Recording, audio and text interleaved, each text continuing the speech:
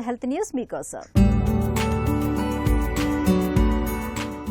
చైనాలోని పెకింగ్ యూనివర్సిటీకి బియాన్సెల్ బయాలజీకి చెందిన శాస్త్రవేత్తలు సంయుక్తంగా టైప్ 1 మధుమేహ బాధితులకు పునర్జన్మను ఇచ్చే పద్ధతిని కనుక్కున్నారు. టైప్ 1 డయాబెటీస్ బాధితుల్లో వారి నిరోధకత వ్యవస్థ పొరపాటున క్లోమగ్రంథిలో ఇన్సులిన్ తయారు చేసే ఐలెట్ కణాలను నాశనం చేస్తుంది. దీంతో రోగులు జీవితాంతం ఇన్సులిన్ ఇంజెక్షన్లపైనే ఆధారపడవలసి వస్తుంది.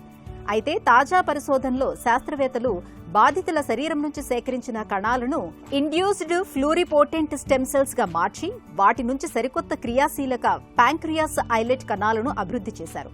ఈ కణాలను రోగి శరీరంలోకి మార్పిడి చేసినప్పుడు కేవలం కొన్ని వారాల్లోనే ఆ కణాలు కాలేయం, ప్యాంక్రియాస్ పరిసరాల్లో నిలదొక్కుని స్వయంచాలకంగా రక్తంలో చక్కెర స్థాయిలకు అనుగుణంగా ఇన్సులిన్ను ఉత్పత్తి చేయడం ప్రారంభించాయి. క్లినికల్ ట్రయల్స్ లో పాల్గొన్న రోగులు బయట నుంచి ఎటువంటి ఇన్సులిన్ సపోర్ట్ లేకుండానే సాధారణ జీవితం గడుపుతున్నట్లు పరిశోధకులు గుర్తించారు.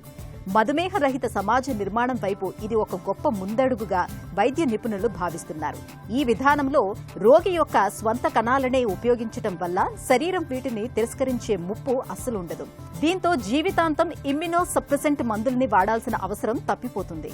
చికిత్స పొందిన రోగుల రక్తంలో గ్లూకోజ్ హెచ్చుతగ్గులు పూర్తిగా అదుపులోకి రావడమే కాకుండా క్లోమగ్రంథి పనితీరు మళ్లీ సహజ స్థితికి చేరుకుంది.